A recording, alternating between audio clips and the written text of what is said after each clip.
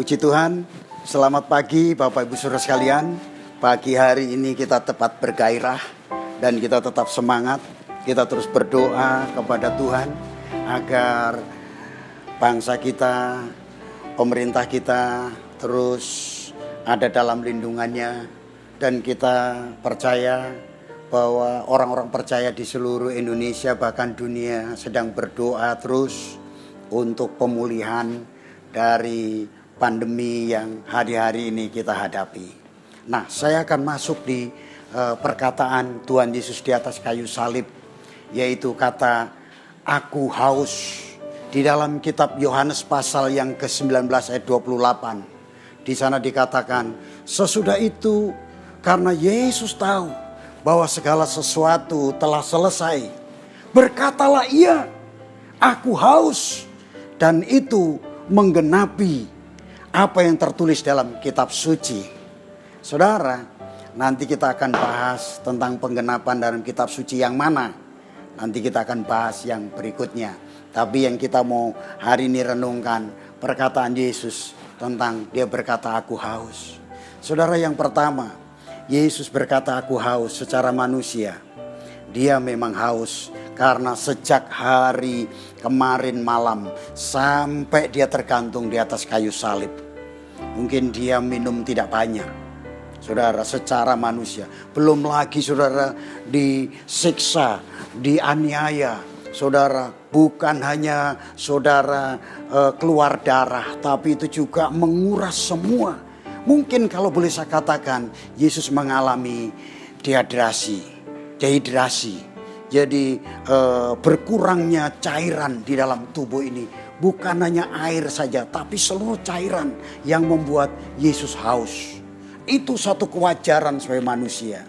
Bukankah Yesus juga pernah berkata, saudara, ketika dia bersama dengan orang-orang yang ada di bait Allah, barang siapa haus, marilah datang kepadaku. Dan kemudian ketika dia bertemu dengan perempuan Samaria, dia berkata, kalau kau minum air yang akan kuberikan, engkau tidak akan haus lagi.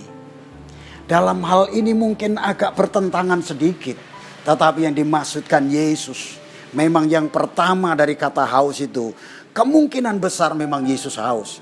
Tapi yang kedua, Yesus berkata aku haus. Yesus mengalami penderitaan yang sangat-sangat berat. Dan saudara, secara historis, saat itu ketika Yesus berseru aku haus, itu para tentara, para prajurit, dia ngambil saudara tongkat yang kemudian diikatkan di sana sebuah hisop, kemudian dicelupkan kepada anggur asam, saudara, dan dicucukkan di mulut Yesus, tapi Yesus tidak mau minum. Itu apa anggur asam? Saudara, disebutkan dalam kitab Injil Matius dan kitab Injil Lukas. Itu disebutkan anggur bercampur mur, anggur bercampur empedu. Itu sebenarnya adalah semacam, kalau sekarang ini, semacam obat anti nyeri, anti sakit. Orang yang mau dioperasi biasanya disuntik dengan yang namanya bius, semacam itu. Tapi Yesus tidak mau saudara menghilangkan rasa sakit itu dengan minum itu.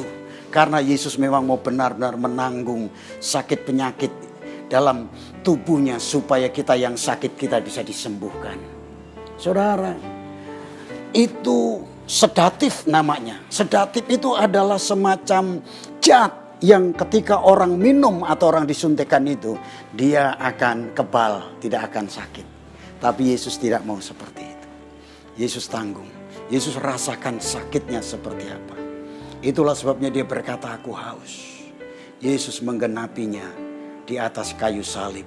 Supaya apa saudara? Kita yang merasakan nyeri, kita yang merasakan sakit, kita yang merasakan saudara penderitaan, ditanggung oleh Yesus di atas kayu salib. Sehingga ia berkata, aku haus. Itulah sebabnya saudara, kalau kehausan sudah ditanggung Yesus, kita yang datang kepadanya yang pertama, kita tidak akan haus lagi. Karena dia adalah air kehidupan dalam hidup kita. Yang kedua, saudara, dia berkata aku haus supaya penderitaan yang seharusnya kita tanggung telah ditanggungnya di atas kayu salib. Tubuhnya yang dihancurkan, nyeri dalam tubuhnya, ngilu dalam tubuhnya, sekujur tubuhnya. Saudara, akibat cambukan dan pukulan yang luar biasa.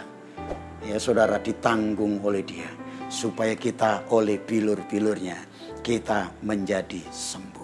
Itulah sebabnya saudara yang sakit di rumah, saudara yang mengalami apapun, saudara percayai firman Allah. Karena firman Allah berkata, oleh bilur-bilurnya engkau telah disembuhkan. Berkatalah ketika saudara sakit, oleh bilur-bilur Yesus aku sudah disembuhkan.